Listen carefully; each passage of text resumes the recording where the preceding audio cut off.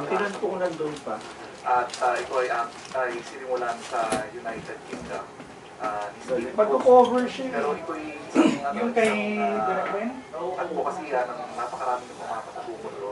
At ang kanilang alikay ay mapapa na ang buong mundo. Kasama rin ito yung pagmapa sa mga kalsada, mga structures, mga sinatawag natin ng point of interest, mga statues, mga evacuation centers, at mga buildings at mga ano pa na makikita natin sa atin. Uunahin muna natin yung mga mapa. Bakit ba importante ang mapa? At meron naman mga existing na mapa ngayon. Meron naman ang mapa. Ang maganda kasi sa OpenStreetMap, ito ay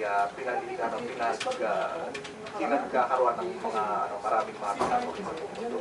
Ibig sabihin na yung mamama talaga dito sa database na yung mga naglalagay sa mga data ay yung mga tao na nakatira mismo o na-experience nila kung ano mismo yung natuloy sa lugar na yun. Okay. At dahil sa pagpapapa nila, yung real time, tapos doon yung mga datos na nilalagay nila.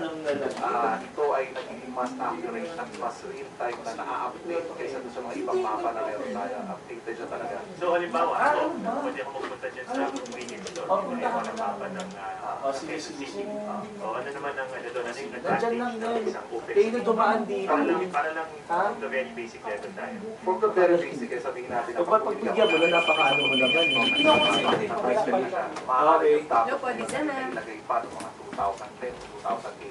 Yun. Yes po, Sir Ford. So, ng mga ganong panahon. So kung ano man nakikita Meron, ng andyan, datos sir. doon ay mga datos ng 2008. report po kayo. Puluma na siya. Katulad ng pag-oras na pumunta ka sa website ng OpenStreetMap. Okay po, tambay ko na kayo, sir. Datos na to doon ay Thank you po. recently updated na galing sa mga competitors. Sir, tambay ko na, Sir Dennis, ha? Hindi sa para kay Direct Win, isinasagawa na ngayon sa Dolphin. Ay, information na yun. Yung Kung nakausapin ko sakaling siya. pupunta ka sa isang lugar na to, tapos one way pa Ito, na sir. yun. Right Na there. dati hindi siya one way noong 2008. Pag punta mo doon, alam mo na na one way Hello, siya. So, Dennis. pwedeng, dadaan ka sa Hey, kanto, Dennis, bago Neng. ka magpunta doon sa pupuntahan mo na yun. Hello, Dennis. Kaya halimbawa, nag-uukay doon ng kita na pala yung So, dito ko tawag. May Kasi may nagmamato tatanong siya. ng blockage. Yung ano daw ni Ma'am Chara. Barriers ang tawag. Pag nilagyan ng barrier doon, at ginamit sa sarili ko doon. Ibig Miss Malu?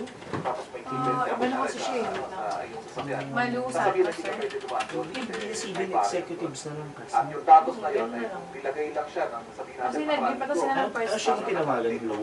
Hindi, sir, siya tumawag. Si Ma'am Charo kasi. Nagkagawa na rin siya ng tweet at isa siya sa amin sa mga... Hello, friend. Nakatambay ka na. Hindi, si Ma'am Charo kasi ay executive advisor to the chairman na siya. Ano yung po sa operator? Pero ang gawin mo na lang, it's ABS-CBN executives.